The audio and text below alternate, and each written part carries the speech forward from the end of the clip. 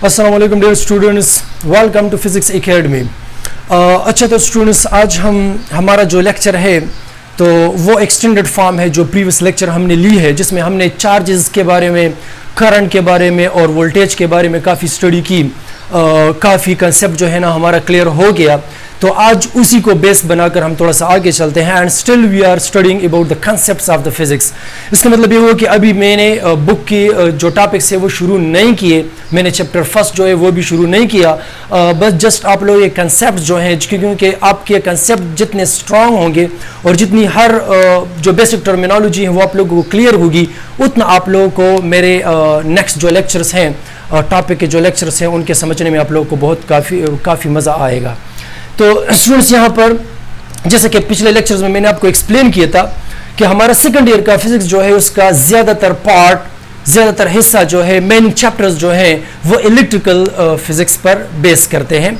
Electrical physics जो है mainly उसके दो मेन पिलर्स हैं, the first is current and the second one is voltage. Current end voltage के बारे में स्टूडेंट्स हमने पिछले लेक्चर में काफ़ी एक्सप्लेनेशन की है। उम्मीद है जिन्होंने देखी है उनको ज़बरदस्त समझ आ गई होगी, और जिन्होंने नहीं देखी तो मैं रिकमेंड करता हूं कि आप वो लेक्चर भी देख ले, ताकि आप लोगों को about current and about voltage जो कंसेप्ट है वो आप लोगों को क्लियर हो जाए।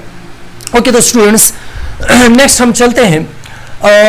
जिस तरह करंट की डिफिनीशन हमने की थी कि current is actually the flow of the charges per unit time. Clear? तो करंट जो है वो फ्लो ऑफ चार्जेस से बनती है। तो सिंपली हम कह सकते हैं कि करंट की जो बेस है वो चार्जेस है। यानी करंट क्या है? Current is actually the flow of charges. जब फ्लो करती है, जब चार्जेस फ्लो करती है इन the conductor, so actually this is called the current. तो करंट की जो बेस है वो फिर चार्ज पे होती है। दैट्स व्हाई हमारा जो फर्स्ट लेक्चर था उसमें हमने चार्ज के बारे में, इसके इंट्रोडक्शन के बारे में काफ़ी एक्सप्लेनेशन की थी। आज इस लेक्चर में चार्ज के बारे में हम मजीद जानेंगे। सेकंड स्टूडेंट्स, हमने वोल्टेज के बारे में सीखा था। तो वोल्टेज क्या है? This is actually the work done per unit test charge. Clear? हमने ये डिस्कस किया था कि voltage is the difference between the two levels of the charges. तो एक हाई लेवल है जिसको हम पॉजिटिव कहते हैं, एक लो लेवल है जिसको हम नेगेटिव कहते हैं। तो जब चार्ज को आप एक लेवल से यानी पॉजिटिव से नेगेटिव की तरफ ले जाते हैं तो उस पर जितना वर्क डन होता है, जितना वर्क रिक्वायर्ड होता है, this is called voltage. Clear? Next topic में हम करंट और वोल्टेज के बारे में काफ़ी एक्सप्लेनेशन करेंगे, इसके मैथमेटिकल डिराइवेशन सब कुछ नेक्स्ट। लेकिन आज का जो हमारा लेक्चर है इसमें हम मेन कंसेप्ट जो है, मेन टर्मिनोलॉजीज जो है, हम उनको डेवलप करने की कोशिश कर रहे हैं। सो स्टूडेंट्स मेरे साथ रहे। तो यहाँ पर हमने सीखा कि वोल्टेज क्या चीज़ है। This is also the storage of charges, यानी the work done per unit charge. तो इसकी जो बुनियाद है, वोल्टेज की जो बुनियाद है, वो भी एक्चुअली चार्ज पर है। तो हमने यहाँ पर सीखा, मैं थोड़ा सा समराइज कर देता हूँ कि हमारी सेकंड ईयर की फिजिक्स, उसका मेन पार्ट, ज़्यादातर हिस्सा जो है वो इलेक्ट्रिकल फिजिक्स है। और इलेक्ट्रिकल फिजिक्स के जो दो मेन पिलर्स हैं, the first is current and the second one is the voltage. Clear? So फिर करंट एंड वोल्टेज को हमने जब स्टडी किया तो हमें ये पता चला कि the basic thing for current end voltage that is charge. इसका मतलब कि हमने चार्ज के बारे में अपना कंसेप्ट काफी हद तक क्लियर कर देना है। स्टूडेंट्स, याद आपको समझ जानी चाहिए कि चार्ज जो के दो मेन टाइप्स हैं naturally. The first is positive charge, clear, and the other one is negative charge. Basically charges को हम दो ग्रुप्स में डिवाइड करते हैं। नेचुरली चार्जेस टू टाइप्स के होते हैं, the first is positive and the other one is negative. ये चार्जेस को टू कैटेगरीज में डिवाइड करना, ये American statesman and inventor Benjamin Franklin ने की थी। उन्होंने एक्सपेरिमेंटल वर्क शुरू की थी 1742 से, और 1746 में उन्होंने ये कंक्लूजन जाहिर की कि चार्जेस जो है उनको मेनली टू टाइप्स में डिवाइड किया जा सकता है, जिसको फर्स्ट को positive and the other one second को नेगेटिव चार्ज कहा गया। स्टूडेंट्स, मैं आप लोगों को थोड़ा ज़्यादा इंफॉर्मेशन दूं। ये अमेरिकन स्टेट्समैन एंड इन्वेंटर, ये जो है अमेरिका के डेवलप करने में, इसको इन्वेंट करने में इसका बुनियादी किरदार है। और ये वही फ्रैंकलिन साइंटिस्ट है जिसने इब्तिदाई चार्जेस जो हैं पतंग उड़ाकर उसका जो धागा है, पतंग का जो धागा होता है, पतंग उड़ाकर उसको धागा गीला कर दिया था और उस धागे के जरिए जो है ना बादलों के थंडरस्टॉर्म्स के दौरान जो चार्जेस डेवलप होते हैं, क्लियर, वो चार्ज जो है उन थ्रीड के जरिए वो पतंग जो उड़ाते हैं, उस पतंग की जो थ्रीड होती है, धागा जो होता है, उसके जरिए वो चार्जेस उसने कलेक्ट किए थे। उसने फ्रैंकलिन ने जो है ना ये भी एक अजीब सा काम किया था चार्जेस को कलेक्ट करने का। तो ये फ्रैंकलिन जो है ना चार्जेस की इब्तिदा की थी इन द 18th सेंचुरी। 1746 में इसने अपनी थ्योरी प्रेजेंट की कि चार्जेस जो है उसको मेनली नेचुरली सिर्फ 2 टाइप्स में डिवाइड किया जा सकता है। मतलब नेचुरली चार्जेस जो है वो ओनली 2 टाइप्स में एग्जिस्ट करते हैं। The first is positive and the second one is negative charge. Clear. बाद में डिफरेंट एक्सपेरिमेंट जिसको अब हम एक्सप्लेन करेंगे उसमें पता चला कि पॉजिटिव जो है वो प्रोटॉन पे मौजूद होता है और नेगेटिव चार्ज जो है वो इलेक्ट्रॉन पर हमने असाइन कर दिया, साइंटिस्ट ने असाइन कर दिया, तो इलेक्ट्रॉन पर जो है वो नेगेटिव चार्ज मौजूद होता है। ओके स्टूडेंट्स, आप मेरे साथ रहे। इलेक्ट्रॉन के बारे में थोड़ा स्टडी करते हैं। सो इलेक्ट्रॉन जिसकी न्यूमेरिकल वैल्यू 1.6022 into 10⁻⁻19 कूलम है। Coulomb is the unit of charge, जिसको हम इसी लेक्चर में इंशाल्लाह एक्सप्लेन करेंगे। द सेम चार्ज जो है वो प्रोटॉन पर भी एग्जिस्ट करता है। तो थोड़ा सा मैं आप लोगों को समझा दूं, प्रोटॉन पे जो चार्ज है that is the same charge 1.6022 into 10⁻⁻19 coulomb. लेकिन जैसे मैंने आप लोगों को बता दिया, आप लोगों को स्टूडेंट समझा दिया कि इलेक्ट्रॉन जो है इस पर नेगेटिव चार्ज एग्जिस्ट करता है, क्लियर, एंड प्रोटॉन पर same magnitude of the charge होती है बट दैट इज पॉजिटिव। इनकी पोलरिटी में फर्क होता है, इलेक्ट्रॉन पे नेगेटिव चार्ज होता है, प्रोटॉन पे पॉजिटिव, लेकिन इन दोनों की जो मैग्नीट्यूड है वो सेम होती है। दैट्स व्हाई मैंने इनकी न्यूमेरिकल वैल्यू आप लोगों को बिल्कुल क्लियरली नजर आ रहा है कि वो मैंने सेम लिखी, that is 1.6022 into 10⁻⁻19 coulomb. Okay students, electron की जो डिस्कवरी है ये जे थॉमसन ने की थी 1897 में, स्पेशली जब वो कैथोड रेस को स्टडी कर रहा था, क्लियर। ये चूंकि केमिस्ट्री के टॉपिक्स हैं तो मैं इनकी तरफ इतना ज्यादा नहीं चलता। तो जब J Thomson gas discharge tube में, आप लोग केमिस्ट्री में इस टॉपिक को काफी पढ़ सकते हैं, कैथोड रेस जब वो पढ़ रहा था तो उस दौरान उन कैथोड रेस पर उनको मालूम हो कि इन पर स्पेशल किस्म का चार्ज होता है, क्लियर, जो कि 1.6022 into 10⁻⁻19 कूलम है और इसको इलेक्ट्रॉन माना गया। तो सिंपली इलेक्ट्रॉन की जो डिस्कवरी है जो थॉमसन ने की थी इन 1897, आप एमसीक्यूज के लिए इन पॉइंट्स को अपने साथ याद रखा करें। और बाद में ये सब कुछ क्लियर हो गया कि इलेक्ट्रॉन पर ये जो चार्ज है that is the smallest possible charge on a body.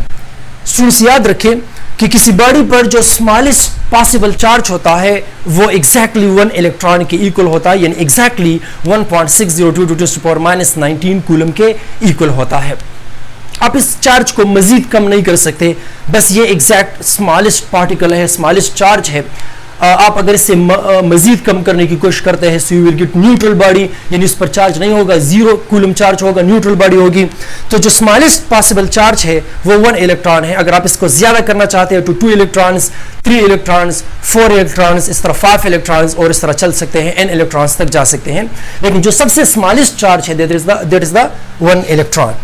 And students, मजीद चार्जेस जो एक बॉडी पे बनती है वो भी इस इलेक्ट्रॉन के एडिशन से बनती है। जैसे कि मैंने आपको बता दिया कि अगर आप चार्ज को इंक्रीज करना चाहते हैं so you must add up the electrons to the body, यानी 1 इलेक्ट्रॉन के बाद अगर ज्यादा करना चाहते हैं 2 इलेक्ट्रॉन्स, ज्यादा करना चाहते हैं 3 इलेक्ट्रॉन्स, ज्यादा करना चाहते हैं तो 4 इलेक्ट्रॉन्स, क्लियर। तो इलेक्ट्रॉन्स की जो फंडामेंटल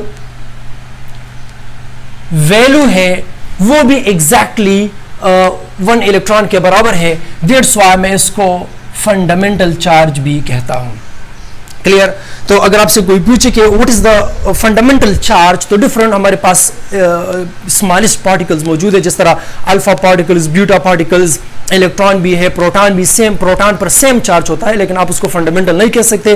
फंडामेंटल चार्ज जो है दैट इज इलेक्ट्रॉन। इलेक्ट्रॉन को आप किसी एटम पर, किसी एलिमेंट, किसी बॉडी पर इंक्रीज या डिक्रीज कर सकते हैं। जिस तरह आप लोगों ने केमिस्ट्री में इसके बारे में पढ़ा है कि you can add up electron to the valence shell of an atom और you can eject an electron from the valence shell of an atom. तो इलेक्ट्रॉन को जो है आप लोग किसी बॉडी से इंक्रीज डिक्रीज कर सकते हैं, that's why the fundamental charge जो है बुनियादी चार्ज जिससे मजीद चार्जेस आप बना सकते हैं, दैट इज द 1 इलेक्ट्रॉन।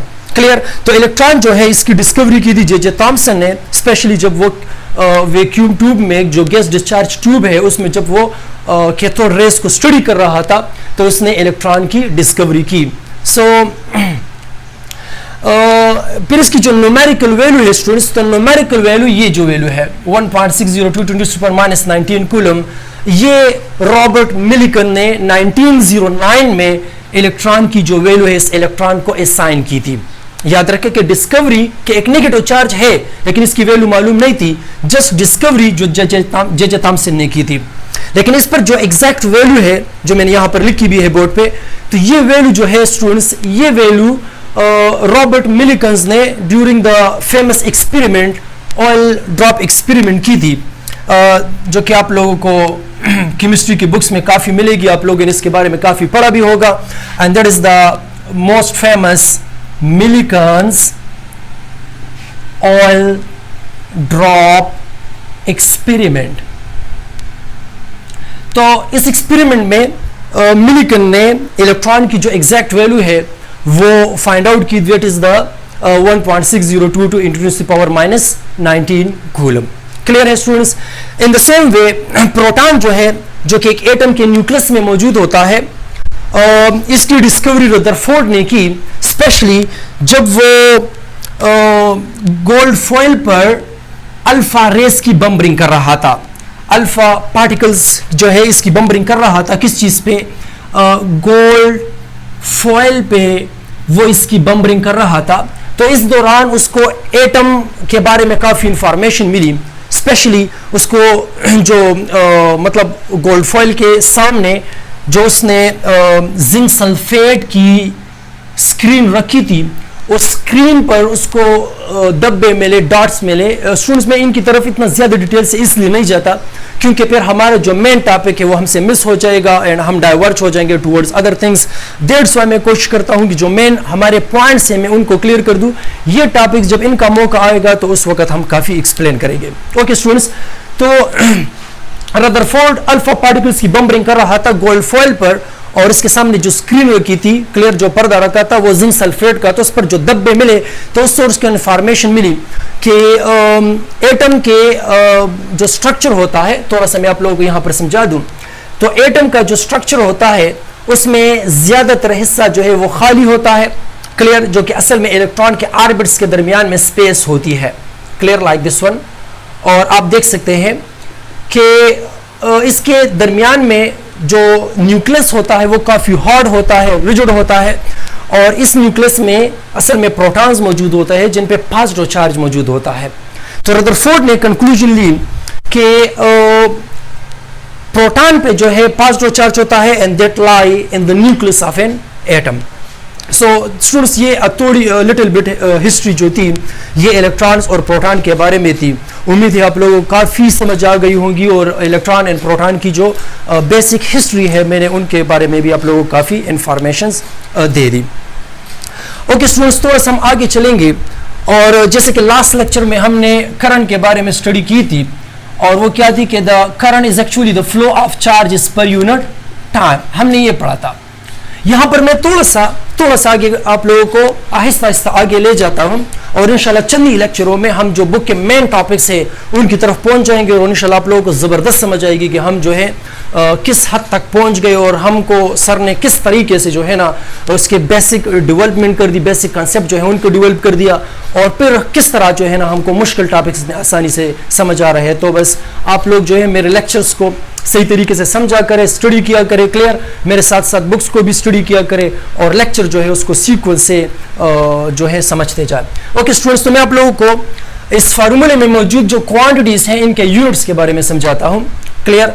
तो इस फार्मूले में आई जो है इट रिप्रेजेंट्स द करंट और इसकी जो यूनिट है that is ampere, the basic unit, clear. आप लोगों ने फर्स्ट ईयर की क्लासेस 9th क्लास में पढ़ा होगा कि जो करंट है that is the basic quantity और इसकी जो यूनिट है ampere, that is the name of scientist, that's why मैंने इसको कैपिटल ए से प्रेजेंट किया है। सिमिलरली यहाँ पर ये जो क्यों है ये चार्जेस को रिप्रेजेंट करता है और इसकी यूनिट जो है कूलम, इसको भी कैपिटल C से डिनोट कर दे, because that is also the name of the scientist. Clear? और that is the unit of charge. इसी तरह आप लोगों को ये भी याद है कि टाइम की जो यूनिट है वो है सेकंड, इसको स्मॉल s से डिनोट करते हैं। क्लियर? तो एम्पेयर को हम जो है ना इंशाल्लाह नेक्स्ट टॉपिक्स में पढ़ेंगे, लेकिन हम चूंकि यहाँ पर चार्ज के बारे में पढ़ रहे हैं और चार्ज की जो मेन यूनिट है दैट इज द कूलम, तो मैं थोड़ा सा कूलम के बारे में आप लोगों को एक्सप्लेनेशन दे देता हूं कि आप लोग कूलम की यूनिट को किस तरह एक्सप्लेन करते हैं। क्लियर है स्टूडेंट्स? आप मेरे साथ रहें। लेट्स सपोज कि मेरे पास एक कंडक्टर है, क्लियर, लाइक दिस वन, और ये इस कंडक्टर का क्रॉस सेक्शनल एरिया है, जो मैंने प्रीवियस लेक्चर में भी काफी एक्सप्लेन किया है। ये इस कंडक्टर का क्रॉस सेक्शनल एरिया है और इसमें से कुछ चार्जेस जो हैं वो पास हो रहे हैं। ये चार्जेस मैंने ऐसे ही फर्जी पॉजिटिव ले लिए, आप लोग नेगेटिव चार्जेस को भी डिस्कस कर सकते हैं। जब ये चार्जेस फ्लो करते हैं, this is called current. Clear? तो अगर इस कंडक्टर में जो फ्लो ऑफ चार्जेस हैं, क्लियर, वो करंट को डिवेल्प कर रही है। कितनी करंट को डिवेल्प कर रही है? 1 एम्पेयर को, एग्जैक्टली 1 एम्पेयर को।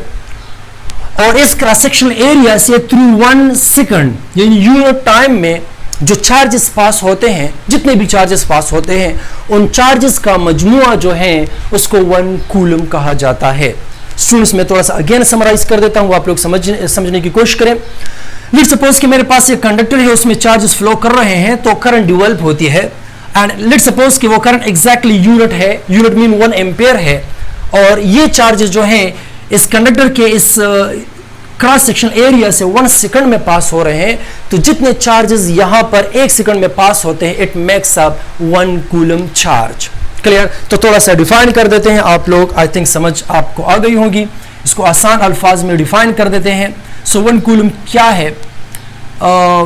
This is actually the amount of charges that flow through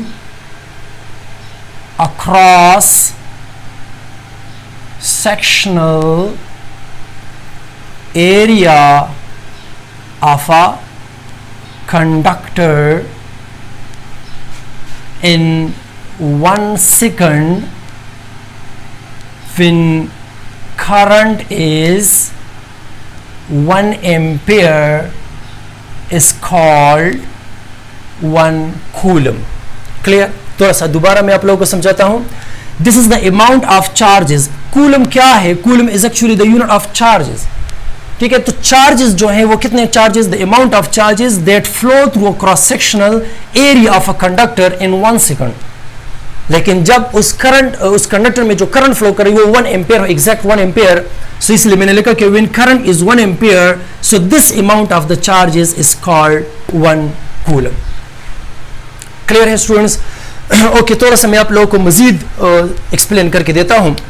तो जो 1 इलेक्ट्रॉन मेरे पास है that is 1.6022 10 to the power -19 coulomb है। अगर आप लोग 1 कूलम को फाइंड आउट करना चाहते हैं तो ये वैल्यू इधर लाकर डिवाइड कर देते हैं, ये मल्टीप्लाइड फॉर्म है, इधर लाकर इसको डिवाइड कर दे तो ये 1 divide by 1.6022 10 to the power -19 और ये आपको 1 कूलम मिल गया। क्लियर है? सो अगर आप लोग स्टूडेंट्स को मजीद सॉल्व कर दे so you will get 6.24 into 10 to the power, अगर आप इसको कैलकुलेटर के जरिए सॉल्व करते हैं so you will get 6.24 into 10 to the power 18 electrons. Clear? ये इलेक्ट्रॉन्स आप लोगों ने यहां पर लिख देना है कि इतने इलेक्ट्रॉन्स जब कलेक्ट हो जाते हैं so it make up the 1 coulomb charge. Clear है स्टूडेंट्स? तो ये आपके इंटरेस्ट के लिए और आपके समझने के लिए हमने 1 कूलम चार्ज जो है इसको भी फाइंड आउट कर दिया। तो 1 कूलम चार्ज जो है that is 6.24 10 to the power 18 electrons. इतने ज्यादा इलेक्ट्रॉन्स जब कलेक्ट हो जाते हैं, आप देख सकते हैं 6.24 10 to the power 18 इलेक्ट्रॉन्स जब कलेक्ट हो जाते हैं it makes up the 1 coulomb. इस तरह पता चला कि 1 कूलम को बनाने में, 1 कूलम चार्ज को डेवलप करने में इतने ज्यादा इलेक्ट्रॉन्स जो हैं वो कलेक्ट होंगे, तब आप लोगों को 1 कूलम का चार्ज मिलेगा। इससे पता चला कि electron is the very small particle. Electron पर जो चार्ज वो इंतहाई स्मॉल होता है। आप यहां पर से भी देख सकते हैं, इलेक्ट्रॉन पर जो चार्ज है 1.602 × 10⁻⁹। इसका मतलब ये हुआ कि एक इलेक्ट्रॉन पर इंतहाई स्मॉल तरीन चार्ज जो है ना वो मौजूद होता है। क्लियर है स्टूडेंट्स? तो इस तरह आप लोग जो है चार्ज के यूनिट जो कि 1 कूलम है इसके बारे में भी काफ़ी समझ गए। ओके स्टूडेंट्स, मैं थोड़ा सा आप लोगों को मज़ीद ले जाता हूं क्योंकि नेक्स्ट लेक्चर जो होगा हम उसमें बुक के कुछ मज़ीद टॉपिक्स पढ़ेंगे, तो मैं थोड़ा सा छोटी बहुत चीज़ें जो है वो यहाँ पर रह जाती है। क्लियर? मैं काफ़ी एक्सप्लेन करता हूँ, आप लोग अपने साथ नोट करते जाएं। तो मैं चंद चीज़ें जो है वो आप लोगों को मज़ीद समझाता हूँ। तो स्टूडेंट, हमने एक्चुअली आज का लेक्चर भी चार्ज के बारे में एक्सप्लेन किया। क्लियर? अगर इन्हीं चार्जेस को मतलब चार्जेस में लिख देता हूं, चार्जेस मीन के पॉजिटिव भी हो सकते हैं, नेगेटिव भी हो सकते हैं। तो इन्हीं चार्जेस को अगर आप लोग रेस्ट की फॉर्म में, स्टैटिक फॉर्म में पढ़ते हैं, स्टेशनरी कंडीशन में पढ़ते हैं, then this branch of the physics is called electrostatics. Clear? Electro mean electricity पढ़ते हैं, स्टैटिक्स मीन कि ये रेस्ट फॉर्म में होते हैं, स्टैटिक होते हैं। तो अगर आप लोग इसकी डिफिनेशन लिखना चाहते हैं तो अपने साथ नोट कर सकते हैं कि the study of charges at rest form, the study of the charges at rest form is called electrostatic. आप इस तरह भी डिफाइन कर सकते हैं कि the branch of physics in which we study the charges at rest form, this is called electrostatics. Clear? Next, अगर आप लोग इन्हीं चार्जेस को मोशन फॉर्म में पढ़ते हैं, जब चार्जेस कंडक्टर में मूव करते हैं, मोशन करते हैं और आप इसको स्टडी करते हैं, then this branch of the physics is called electrodynamics. Clear? Electrodynamics, इसको आप डिफाइन कैसे करते हैं? Electrodynamics is the branch of physics in which we study the charges in motion form. आप इस तरह भी डिफाइन कर सकते हैं सिंपल वर्ड्स में कि the branch of physics in which we study the charges in the motion form, in the motion condition, this branch is called electrodynamics. Clear? तो जब हम चार्जेस को मोशन की फॉर्म में पढ़ते हैं, that is called electrodynamics, और जब चार्जेस को मोशन की फॉर्म में पढ़ते हैं तो फिर इसी को करंट भी कही जाती है। So electrodynamics and electric current, that is the same thing. ये एक ही चीज के दो नाम है। सो स्टूडेंट्स, में थोड़ा सा समराइज करके दे देता हूं कि charges, the study of the charges, simple अल्फाज में डिफाइन कर सकते हैं, the study of the charges at the rest form is called electrostatics and the study of the charges in the motion form is called electrodynamics. Students, हम मजीद जब चलेंगे तो हमारे इस बुक का जो सेकंड ईयर का बुक जो है, इसका जो फर्स्ट चैप्टर है, चैप्टर 11, उसमें हम इलेक्ट्रोस्टैटिक्स के बारे में सारा चैप्टर जो है वो इलेक्ट्रोस्टैटिक्स में, इसका मतलब ये हुआ कि जो फर्स्ट चैप्टर हमारा है उसमें हम चार्जेस को पढ़ेंगे, लेकिन रेस्ट कंडीशन में सारा चैप्टर जो है वो हम इसी बारे में पढ़ेंगे कि जब चार्जेस रेस्ट फॉर्म में हो तो उसकी प्रॉपर्टीज़ क्या होती है, उसके इफेक्ट्स क्या होते हैं, क्लियर, फ़ायदे हमें क्या होते हैं, नुकसान क्या होते हैं। तो इसके बारे में हम चैप्टर फर्स्ट के बारे में पढ़ेंगे, यानी इलेक्ट्रोस्टैटिक्स के बारे में पढ़ेंगे। नेक्स्ट जो इसका चैप्टर है, chapter number 12, that is about electrodynamics, जिसको इलेक्ट्रिक करंट भी कहते हैं। तो स्टूडेंट, हमारा सेकंड चैप्टर जो है वो इलेक्ट्रोडायनेमिक्स पे होगा, यानी करंट पे होगा, और हम इसमें पढ़ेंगे कि जब चार्जेस मूव करते हैं तब इसके इफेक्ट्स और प्रॉपर्टीज किस तरह होती है। तो हमारा सारा चैप्टर जो है वो फिर चार्जेस के बारे में होगा, लेकिन इन मोशन फॉर्म। क्लियर है स्टूडेंट्स? तो इस लेक्चर में मैं थोड़ा सा आप लोगों को समराइज करके दे देता हूँ। इस लेक्चर में हमने क्या पढ़ा? हमने स्पेशली चार्जेस के बारे में पढ़ा। चार्जेस को जो है इसकी पॉजिटिव और नेगेटिव जो कैटेगराइजेशन की थी, ये किसने की थी, तो मैंने आप लोगों को ये इन्फॉर्मेशन भी दी। फिर फंडामेंटल चार्ज और स्मॉलेस्ट चार्ज इलेक्ट्रॉन के बारे में भी हमने काफ़ी स्टडी किया, एंड सेम हमने प्रोटॉन के बारे में भी स्टडी की। इसकी हिस्ट्री के बारे में हमने थोड़ी लिटिल बिट जो है डिस्कशन की। चार्ज की जो यूनिट है दैट इज 1 कूलम। तो मैं आपको समराइज करके देता हूं कि 1 coulomb is the amount of charge flowing through a conductor, जो कि कंडक्टर में फ्लो करती है, in 1 second when the current in the conductor is 1 ampere. जब टाइम 1 सेकंड हो और करंट की वैल्यू 1 एम्पियर हो, तो जितने चार्जेस फ्लो करते हैं that makes up the 1 coulomb. वो कितने चार्जेस है जो 1 कूलम को बनाते हैं, तो उसकी न्यूमेरिकल वैल्यू मैंने यहाँ पर न्यूमेरिकली फाइंड आउट की, जो कि 6.24 × 10⁻18 इलेक्ट्रॉन्स हैं। आप लोग ये वैल्यू जो है इससे अंदाजा लगा सकते हैं कि 1 कूलम में कितने इलेक्ट्रॉन जो है वो कलेक्ट होते हैं, समाप्त होते हैं। सेम हमने चार्जेस को जब काफ़ी पढ़ लिया तो हम थोड़ा सा बुक की तरफ पहुंच गए। तो स्टूडेंट्स आप मेरे साथ जब इलेक्ट्रोस्टैटिक्स पढ़ेंगे, इट्स मीन कि we have to study the charges at rest form. और जब आप लोग मेरे साथ चार्जेस के बारे में पढ़ेंगे in the motion, so this is called electrodynamics. और इंशाल्लाह हम इसको chapter number 12 second chapter of this book में पढ़ेंगे। तो ओके स्टूडेंट्स, यहाँ तक जो हमारा कंसेप्ट है वो काफ़ी इंशाल्लाह क्लियर हो चुका होगा।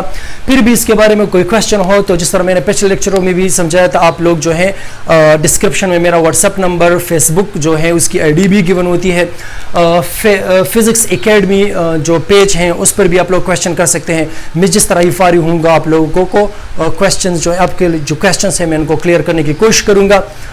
आप लोग दुआ किया करें कि मुझे ज़्यादा से ज़्यादा टाइम मिले ताकि मैं आप लोगों को ज़्यादा वीडियोस जो है वो प्रोवाइड करूँ, ज़्यादा नॉलेज प्रोवाइड करूँ, ताकि आपकी जो नॉलेज है वो मज़ीद इंक्रीज़ हो, उसमें इंक्रीमेंट आए और हमारा टाइम जो है वो ज़ाया होने से बच सके। तो स्टूडेंट्स हमारे इन वीडियोस को जो है सब्सक्राइब करें, साथ में बिल का आइकन दबाएं और शेयर लाजिमन करें ताकि आपके फ्रेंड्स जो हैं उनको भी इन लेक्चर से फ़ायदा हो। इंशाल्लाह नेक्स्ट लेक्चर में फिर मिलते हैं। शुक्रिया।